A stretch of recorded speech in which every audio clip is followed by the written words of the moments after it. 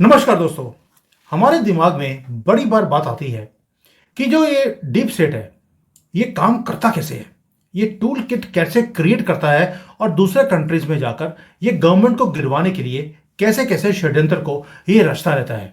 अब आपको याद होगा कि हमारे देश में भी पिछले 10 सालों में जब से मोदी जी की गवर्नमेंट आई है, आपको एक के बाद एक टूल किट खड़ी हुई दिखाई देती है। और हमेशा ही जो किरदार होते हैं वो चेंज होते रहते हैं। कभी कांग्रेस है, कभी आम आदमी पार्टी है, और कांग्रेस के अंदर भी उन्होंने दो तीन फॉर्मूले इसको चेंज कर कर देख लिया। अभी एक नया किरदार हमारे सामने आया है जिसको खड़ा करने की कोशिश की जा रही है और उसके ऊपर करोड़ों रुपए लगाए भी जाने शुरू हो गए हैं। अभी अभी उन्होंने पार्लियामेंट में नई नई स्पीच भी दी थी जहां पर उन्होंने जो कुछ किया आपके सामने है। लेकिन मुद्दा इन किरदारों का नहीं है, मुद्दा है डीप स्टेट का, कि ये किस तरह से टूल किट्स को क्रिएट कर कर यहां पर गंद डालने की कोशिश करते हैं और क्या ये कामयाब हो गए। इसके ऊपर आज डिटेल में बात करेंगे संजीव मिड्डा जी के साथ। मिड्डा जी, जय सिया राम। जय Shri Ram Sumit ji. Sir, deep state और कॉन्स्पिरेसीज 10 सालों में हमने देख लिया ये रुकने का नाम ले ही नहीं रही, और मुद्दा एक ही है, वो सोरोज हो या डीप स्टेट हो, कि मोदी जी की गवर्नमेंट को गिरवाना है। क्योंकि वो किसी के सामने झुकते नहीं, ना ही किसी की बात सुनते हैं। वो भाई चंद्रचूड़ हाथ पैर मार लिए कि एनएचआरसी की हेड बन जाए, चेयरमैन बन जाए, नहीं बनाया क्योंकि वो टूल किट थी डीप स्टेट की। सर, ये deep state tool kits create करता कैसे है और किरदारों को लेकर कैसे आता है और चेंज कैसे करता है, इसके ऊपर रोशनी लगाते हैं आज।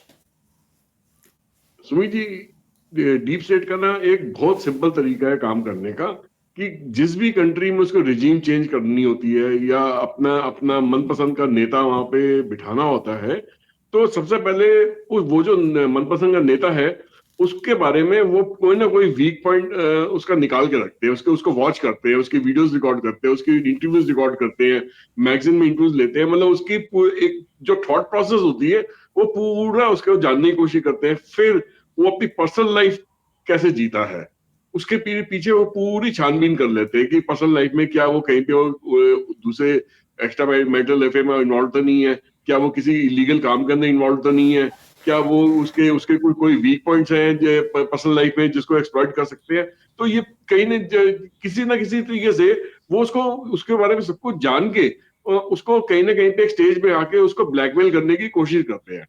अब देखिए, जैसे नरेंद्र मोदी जी की जो सरकार है ये लगभग 2014 से पावर में है, मगर 2014 से अब 2020 तक लगभग लगभग 2019 में जब नरेंद्र मोदी जी फिर से जीत के आए तो डीप स्टेट की जो भी प्लानिंग थी वो पूरी तरीके से कामयाब नहीं हो पाई कि इंडिया के अंदर एक ऐसी गवर्नमेंट चल रही थी, चल रही अभी भी चल रही है, कि जो कि प्रोग्रेसिव इंडिया को प्रोग्रेस की राह पे लेके जा रही है। और अगर इंडिया प्रोग्रेस करेगा, इंडिया अगर तरक्की करेगा तो कहीं ना कहीं पे वो एक आने वाले सालों में एक ऐसी स्टेज पे पहुंच जाएगा जहां पे वो एक डेवलप इकोनॉमी में बन जाएगा और एक सुपर पावर की तरह ही बिहेव करना शुरू कर देगा। तो ये डीप स्टेट का सबसे बड़ा मुद्दा ये होता है कि कोई भी ऐसे इस तरीके की कंट्री ना खड़ी हो पाई जो उनको आंखों में आंखें डाल के बात करे या आने वाले टाइम पे सुपर पावर की तरह बिहेव करे। वो ऑलरेडी जैसे चाइना और रशिया से ऑलरेडी पहले से ही परेशान है, और अगर एक सुपर पावर और आ गई तो वो उनके उनके लिए और परेशानी खड़ी हो जाएगी। अब देखिए, यूरोप के अंदर कई बहुत सारी कंट्रीज ऑलरेडी अच्छे अच्छे लेवल पे डेवलप्ड कंट्रीज है, जैसे यूके हो गया, आपका फ्रांस हो गया, जर्मनी हो गया, इटली हो गया, बेल्जियम हो गया, इधर जापान भी अच्छा डेवलप्ड है, साउथ कोरिया भी अच्छा डेवलप्ड है, ऑस्ट्रेलिया भी अच्छा डेवलप्ड है, मगर इनमें से कोई भी सुपर पावर नहीं है। तो बट इंडिया ने 2014 से लेके अब तक जिस तरीके से बिहेव करा, एक सुपर पावर की तरह बिहेव करा, वो एक सुपर पावर की तरह उभर उभर के सामने आ रही है। और जो जीडीपी ग्रोथ है इंडिया की इतने सालों में रही है वो बाकी इकोनॉमी से सबसे ज्यादा रही है, वो आज भी उसको लगातार वो अपनी जीडीपी ग्रोथ को मेंटेन करने में कामयाब है, जबकि दूसरी कंट्री की उसके उसके नजदीक भी नहीं भटक रही है। तो उनको नजर आ रहा है कि इंडिया बहुत तेजी से ग्रो कर रहा है और इंडिया के पास बहुत बड़ा ऐसा यूथ है जो इनको इनको बहुत जल्दी एक अलग लेवल पे लेके लेके जा सकता है। इनके पास बहुत सारे टेक्निकली क्वालिफाइड लोग हैं जो इनको अच्छे से अच्छे डेवलपमेंट के लिए अच्छे से अच्छे प्रोडक्ट्स डेवलप कर दे सकते हैं, तरक्की की राह पे लेके जा सकते हैं। तो इस चीज को रोकने के लिए उन्होंने उन्होंने जब देखा कि 2019 में मोदी जी को नहीं हटा पाए, फिर से चुन के आ गए, तो उस टाइम पे सोनिया गांधी के बारे में जो डीप स्टेट था उसने काफी स्टडी कर लिया था, और उसी उसी उसी जो स्टडी के बेस पे एक बैरक हुसैन ओबामा जी ने एक किताब इशू करी थी 2020 में, जिस जिस किताब में कुछ चैप्टर्स जो थे उन्होंने सोनिया गांधी पे डेडिकेट करे थे, उनके उनके उनके स्टाइल ऑफ वर्किंग पे। उन्होंने ये कहा कि सोनिया गांधी किस तरह की महिला है जो इंडिया के अंदर जो मुस्लिम वोट बैंक को ज्यादा तवज्जो देती है, ना कि हिंदू वोट बैंक को, और उसको हटाने के लिए, हिंदुओं को दरकिनार करने के लिए कोई भी कसर नहीं छोड़ती है। तो वो कहते हैं कि ये जो इंडिया की जो डेमोक्रेसी है, ये सोनिया गांधी की उस पर एक खतरा बन के आई हुई है। जब सोनिया गांधी ने इस चीज को रिबर्टल करा, उनसे बातचीत करी कि ये आप मेरे बारे में क्या कुछ लिख रहे हैं, क्या कुछ बोल रहे हैं, आपकी किताब तो पूरी दुनिया में बिक रही है, इसके बारे में सब कुछ जानेंगे तो मेरे बारे में ऐसे ऐसे खुलासे हो जाएंगे जो कि अभी तक इंडिया के अंदर किसी को भी मेरे बारे इस बारे में पता नहीं है। अगर पता भी है तो कोई खुल के नहीं बोलता, कोई भी न्यूज़पेपर न्यूज चैनल इसके बारे में बोलता नहीं है। तो तब उस टाइम पे सोनिया गांधी जी को उन्होंने बोला कि देखिए जी, अगर आप हमारे कहे हुए तरीके से आप नहीं चलेंगे तो हम इसके बारे में आपको कहीं का भी नहीं छोड़ेंगे, आप टोटली पॉलिटिकली इररेलेवेंट हो जाएंगी। तो हम जो बता रहे हैं आप उस तरीके से कर लीजिए। हमें इंडिया के अंदर जो मोदी गवर्नमेंट की रिजीम है इसको चेंज करना है। हम आपके बेटे को as a prime minister candidate back करने के लिए तैयार हैं, उसके पीछे पैसा लगाने के लिए तैयार है, मगर जिस तरीके से हम बताएंगे उसी तरीके से काम होना चाहिए। तो सोनिया गांधी ने कहा चलो ठीक है, अगर आप मेरे बेटे को प्राइम मिनिस्टर की तरफ प्रमोट करना चाहते हैं, उसको उसके पीछे पैसा लगाना चाहते हैं, पूरी अपनी ताकत लगाना चाहते हैं, मुझे कोई हर्ज नहीं है। सोनिया गांधी जी ने उस जगह पे अपनी आंख बंद कर ली। वो जानती थी कि जिस तरीके से ये रिजीम चेंज करेंगे इसमें हिंदुस्तान का बहुत बड़ा नुकसान होगा, क्योंकि जो टूल किट ये लेके आते हैं, वो उसको टूल किट को जब उसको लागू करा जाता है तो वो तो किसी न किसी आर्जनी, रॉयट्स या जुलूस या सड़क बंद करना, मतलब किसी न किसी तरीके से लागू करते हैं, आपस में कम्युनल टेंशन इस तरीके से वो लागू करते हैं, तब जाके वो मगर उसका नुकसान तो देश को ही होता है ना सुमित जी। तो इन्होंने अपनी आंख बंद कर दी कि ठीक है, हमारी डेमोक्रेसी जाए गड्ढे में, हम आंख बंद कर लेंगे, मगर अगर मेरा बेटा अगर प्राइम मिनिस्टर बनता है इनके सपोर्ट की वजह से, तो मैं वो सब मानने को तैयार हूं जो ये मुझसे करवाना चाहते हैं। दैट मीन्स आपके कहने के हिसाब से कि जो डीप स्टेट है वो एक ही चीज चाहता था कि कांग्रेस की जो गवर्नमेंट है, यानी कि एक पपेट जो रजीम है, वो इंस्टॉल हो जाए भारत में, ताकि जो सारा डेवलपमेंट का काम मोदी जी के अंडर हो रहा है भारत के अंदर, वो रिवर्स हो जाए। पहली बात ये। और दूसरा, जो मोदी जी हैं वो कहते हैं ना मैं आंख उठाकर बात करूंगा, ना झुकाकर बात करूंगा, आंख में आंख डालकर बात करूंगा। ये चीज डीप स्टेट को पसंद नहीं है, उन्हें सिर्फ पपेट चाहिए। वैसे ही जैसे मोहम्मद यूनुस है आज की डेट में, वो पपेट है, वो जैसे डीप स्टेट बोली जा रहे हैं वैसे ही उसके एजेंडा के ऊपर वो काम करता जा रहा है। तो वही चीज डीप स्टेट चाहता था भारत के लिए भी। श्री सोनिया गांधी राहुल गांधी को प्रोजेक्ट करे as a prime minister candidate और उसको आगे लेके आया जाए, और कांग्रेस ने किया भी वैसा ही। उसके पहले राहुल गांधी कहीं भी इररेलेवेंट था, लेकिन उसके बाद से इन्होंने उसे पीएम, वैसे तो पीएम का मतलब मेरे हिसाब से कांग्रेस के अंदर है परमानेंटली मेंटल, भाई डिक्लेयर करने की जरूरत क्या है वो सबको पता ही है। बट सोनिया गांधी ने बोलना शुरू कर दिया कि ये ही मेरा पीएम है। तो अब आते हैं कि भाई सोनिया गांधी तो फेल प्रोजेक्ट है, राहुल गांधी भी फेल प्रोजेक्ट है। और आपको मालूम है कि सैम पित्रोदा है, उसने भी कितनी बार डीप स्टेट के साथ मिलकर कितना कुछ यहाँ पर जो उसके राहुल गांधी के जो प्लान्स हैं उसको एग्जीक्यूट करने की कोशिश करी। अब आगे मुद्दा कहां बढ़ा? देखिए, साथ साथ उन्होंने सोनिया गांधी और राहुल गांधी भी इन्वेस्ट करने के अलावा उन्होंने अरविंद केजरीवाल पे भी इन्वेस्ट करा। अरविंद केजरीवाल एक ऐसा लीडर उनके लिए उभर के आया जो कि दिल्ली के अंदर से उभर के आया। उसके पीछे जो पूरा इलेक्शन कैंपेन का जो फंडिंग थी वो टोटली डीप स्टेट्स की वजह से ही हुई थी वहां पे, और जितना पैसा खर्चा गया था उसी वजह से अरविंद केजरीवाल को एक टूल किट दी गई थी। आप दिल्ली के गरीब लोगों की तरफ फ्रीबीज सारे दे दो, जितनी दिल्ली की जो ट्रेजरी है, जो इनका टैक्स कलेक्शन है, सारा इन्हीं लोगों में बांट दो, आपके पीछे ये बिक जाएंगे और आपके पैरों में पड़ेंगे। ये फ्री फंड के लिए लोग पागल है यहाँ पे, तो आपको आराम से जिता देंगे। वही बात हुई, लगातार 2 बारी अरविंद केजरीवाल यहाँ के चीफ मिनिस्टर बन के आए, 2 क्या 3 बारी बन के आए। एक बारी तो शायद पहले कुछ दिनों के लिए बन के आए थे, तो टोटल 3 बारी वो यहाँ के चीफ मिनिस्टर बनने में कामयाब हुए।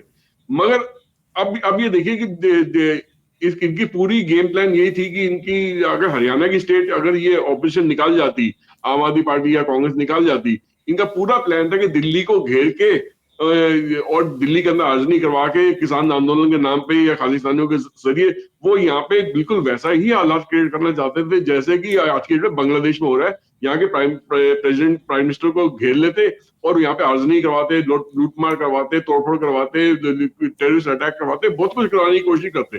तो ये डीप स्टेट का ये एजेंडा था पूरा, जो कि उनका ये तो अच्छी बात है कि टाइम रहते इन्होंने इस चीज को समझ लिया और इन्होंने अपनी अपनी जो इलेक्शन टैक्टिक्स थी टोटल चेंज कर दी, जिसमें इन्होंने कहा कि अगर बटोगे तो कटोगे, अगर मिलकर रहोगे तो सुरक्षित रहोगे, इस टाइप का नारों का सहारा लिया।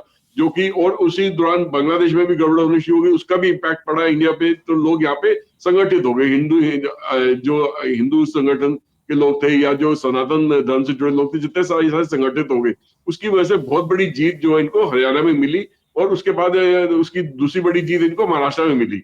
तो जो डीप स्टेट का जो टोटल प्लान था कि एक तो दिल्ली को चाहता, हरियाणा को जीत के दिल्ली को चाहता से घेर लेना, दूसरा इंडिया की जो सबसे बड़ी इकोनॉमी टर्नओवर वाली स्टेट है महाराष्ट्र, उसको उसको जीत के वहां के टोटल फाइनेंशियल जो इंडिया का जो फाइनेंशियल जो स्ट्रेंथ है वो अपने हाथ में ले लेना। तो दोनों जगह पे डीप स्टेट फेल हो गई, मोदी जी की और आरएसएस की और बीजेपी की सही तरीके से टाइमली इस चीज को सामने से अटैक करके इनके जो एजेंडा था उसको पूरी तरीके से ध्वस्त करने में कामयाब हुई।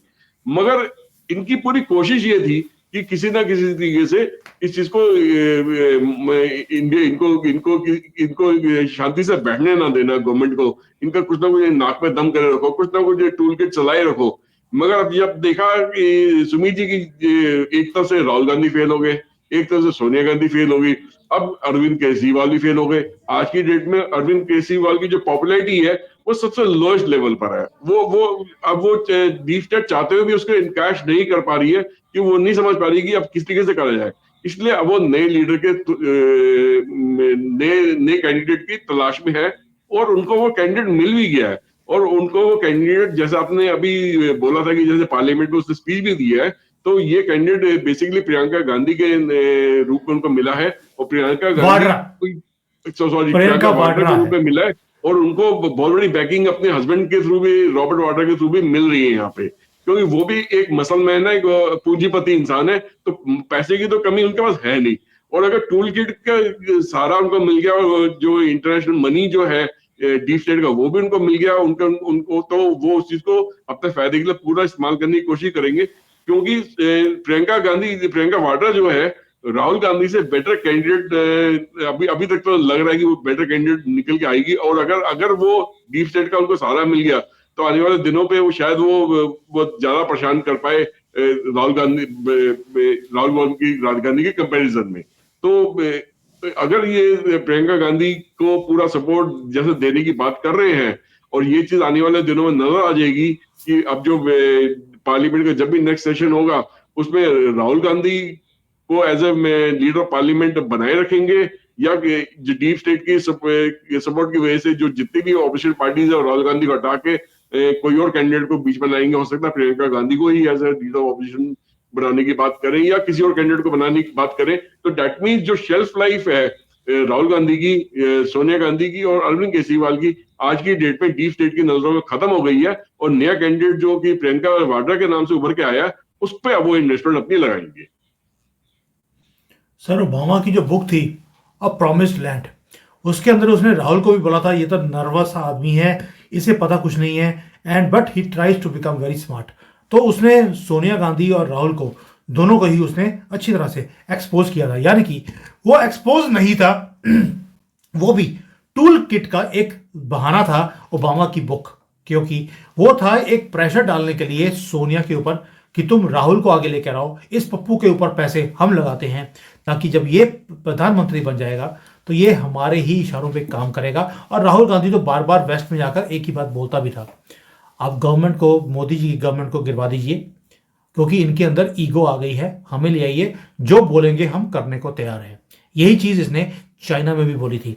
अगर आपने पहले बोला कि भाई वो पर्सनल लाइफ को पूरा फॉलो करते हैं और वो पर्सनल लाइफ के देखते हैं कि भाई इसके कोई मैरिटल एक्स्ट्रा मैरिटल अफेयर्स तो नहीं है, कोई बाहर की जो चीज़ें होती हैं, फिर उसको ये ब्लैकमेल करते हैं उन चीज़ों को लेकर। सुना है कि चाइना में जब ये राहुल गांधी यहाँ पर आया था, इसे बड़ी अच्छी तरह से खुश किया गया था, इससे भी और किसी और चीज़ों से भी, और सारी वीडियोस चाइना के हाथों में है। इसीलिए ये चाइना के खिलाफ कुछ भी नहीं बोलने की भी हिम्मत नहीं करता है। अरुणाचल में तो इसने कभी आज तक पैर भी नहीं रखा, ना ही कभी नाम लिया है। ये मणिपुर के बारे में बोलता है, लेकिन अरुणाचल में मोदी जी बार बार जाते हैं, ये खुद नहीं जाता। क्यों नहीं जाता, अब आप समझ सकते हैं। डीप स्टेट की तरफ से इशारा है कि तुमने उधर नहीं जाना, तो ये नहीं जाएगा। तो ये यानी कि पूरा का पूरा जो भारत को डिस्टेबलाइज करने का प्लान है डीप स्टेट का, सोनिया गांधी से शुरू किया एक बुक छापकर, वो भी किससे, डीप स्टेट के जो हेड है ओबामा, उसके तरफ से। मैं डीप स्टेट का हेड इसलिए बोलता हूं क्योंकि नाम में ही लिखा है ओबामा हुसैन, और ये हुसैन जो है बाराक हुसैन ओबामा, इसी से समझ आता है ओसामा हो या ओबामा, ये क्लाइनेज सेम ही है हुसैन वाली। और ऐसा हो सकते हैं कि इनका जो एजेंडा है वो ये की है कि हिंदू राष्ट्र ना बन पाए। हिंदू इज हिंदुस्तान, मैं भारत नहीं बोल रहा हूँ, इंडिया नहीं बोल रहा हूँ, हिंदुस्तान बोल रहा हूँ, क्योंकि टारगेट हिंदुस्तान है। टारगेट कभी भी डॉट्स वाला इंडिया था ही नहीं। और इसके लिए जितने भी टूल किट्स हैं, नया टूल किट प्रियंका वाड्रा आपके सामने खड़ी हो गई है। क्वेश्चंस हमारे सामने हैं कि क्या जो ये प्रियंका है, ये अब डीप स्टेट का जो फॉर्मूला था कि भारत को डिस्टेबलाइज करने का, क्या उसमें कामयाब हो गए। और आपने एक क्वेश्चन बड़ा ही अच्छा एक रेस किया है कि राहुल गांधी की शेल्फ लाइफ जीरो हो गई है, केजरीवाल की जीरो हो गई है, और एलओपी के ऊपर भी हो सकता है कि ये प्रियंका को खड़ा कर दें as a leader of opposition, ताकि एक तो विमेन है उसके ऊपर वैसे भी अब तंज कसते हुए 10 बार सोचेंगे, राहुल गांधी को तो अब छोड़ते ही नहीं है। तो कहीं ना कहीं गवर्नमेंट को भी बैकफुट पर आना पड़ेगा, और यही चीज डीप स्टेट भी चाहता है। Sir, very very good video. मैंने कभी इस एंगल से नहीं सोचा था जैसे आपने आज एक्सप्लेन किया है। बड़ा आई एम श्योर कि जो लोग सुन रहे हैं उन्हें पता लगेगा कि डीप स्टेट के जो पैर हैं, हाथ हैं, वो कितने डीप हैं हर एक कंट्री के पॉलिटिकल सिनेरियो के अंदर। और गांधी फैमिली, इसके खिलाफ तो इतने सबूत हैं उनके पास, इनको जैसे मर्जी वो कठपुतलियों की तरह वो नचा सकते हैं, और ये नाचते भी हैं। हमने देख लिया सोरोस के ट्यून के ऊपर किस तरह से राहुल गांधी नाचता रहा, और वही लैंग्वेज जो सोरोस की होती है वही राहुल गांधी की भी होती है।